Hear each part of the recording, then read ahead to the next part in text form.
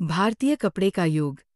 भारतीय कपड़े का युग साल 1500 से लेकर साल 1750 तक था। उसके बाद भारतीय कपड़े का युग क्यों खत्म हुआ, इसके कारण इस वीडियो में जानेंगे।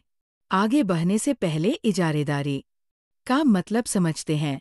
इजारेदारी का मतलब होता है मोनोपोली। जब किसी उत्पाद या सेवा के उत्पादन और बिक्री पर केवल एक ही व्यक्ति, कंपनी या संस्था का पूरा नियंत्रण होता है। ऐसी स्थिति में प्रतिस्पर्धा नहीं होती और वह इजारेदार, मोनोपोलिस्ट, अपनी मर्जी से दाम तय कर सकता है, क्योंकि ग्राहकों के पास कोई विकल्प नहीं होता है। चलिए आगे बढ़ते हैं। अंतर्राष्ट्रीय कपड़ा बाजार में भारत के कपड़ों का दबदबा क्यों था, इसका कारण। बहुत सारे देशों में मोटा कपास पैदा होता था, लेकिन भारत में पैदा होने वाला कपास महीन किस्म का था।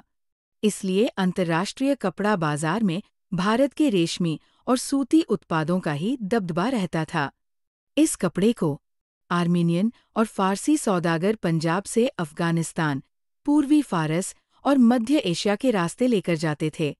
यहाँ के बने महीन कपड़ों के थान ऊँटों की पीठ पर लाद कर आर्मीनियन और फारसी सौदागर पश्चिमोत्तर सीमा यानी के आज के पाकिस्तान का खाइबर के पहाड़ी दरों, बलोचिस्तान और ईरान के रेगिस्तानों के पार ले जाए जाते थे। मुख्यतः पूर्व औपनिवेशिक बंदरगाहों से फलता फूलता समुद्री व्यापार चलता था। भारत के पश्चिम में स्थित गुजरात के सूरत बंदरगाह के जरिए भारत ईरान के बंदरगाहों से जुड़ा हुआ था और मछलीपट्टन हुगली बंदरगाह के जरिए भारत दक्षिण पूर्वी एशियाई बंदरगाहों के साथ जुड़कर खूब व्यापार करता था। इस निर्यात व्यापार में बहुत सारे भारतीय व्यापारी और बैंकर सक्रिय थे। वे उत्पादन में पैसा लगाते थे, चीजों को लेकर जाते थे और निर्यातकों को पहुंचाते थे। माल भेजने वाले आपूर्ति सौदागरों के जरिए बंदरगाह नगर देश के भीतरी इलाकों से जुड़े हुए थे। ये सौदागर बुनकरों को पेशगी देते थे, बुनकरों से तैयार कपड़ा खरीदते थे और उसे बंदरगाहों तक पहुंचाते थे। बंदरगाह पर बड़े जहाज मालिक और निर्यात व्यापारियों के दलाल कीमत पर मोलभाव करते थे और आपूर्ति सौदागरों से माल खरीद लेते थे। यहाँ पर आपूर्ति सौदागरों वो सौदागर थे जो कपड़ा बनाने वाले सौदागर से सामान लेकर खरीदने वाले सौदागर तक माल पहुँचाने वाले व्यापारी थे।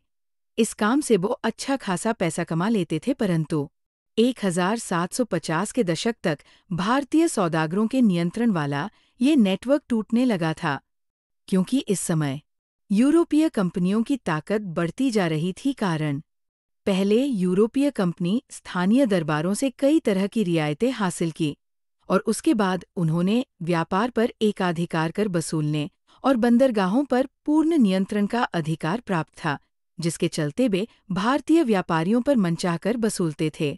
यूरोपीय कंपनी हुगली, सूरत के बंदरगाहों को छोड़कर कोलकाता, चेन्नई, मुंबई का बंदरगाहों को विकसित करने लगे।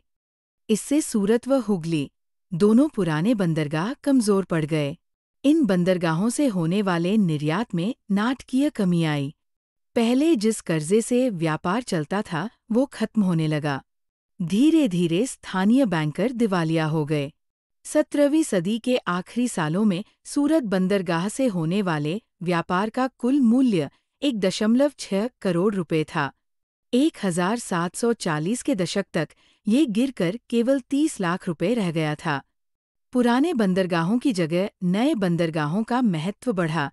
ये सब भारत में औपनिवेशिक सत्ता की बढ़ती ताकत का संकेत था। नए बंदरगाहों के जरिए होने वाला व्यापार यूरोपीय कंपनियों के नियंत्रण में था और यूरोपीय जहाज़ों के जरिए होता था। बहुत सारे पुराने व्यापारिक घराने ढह चुके थे।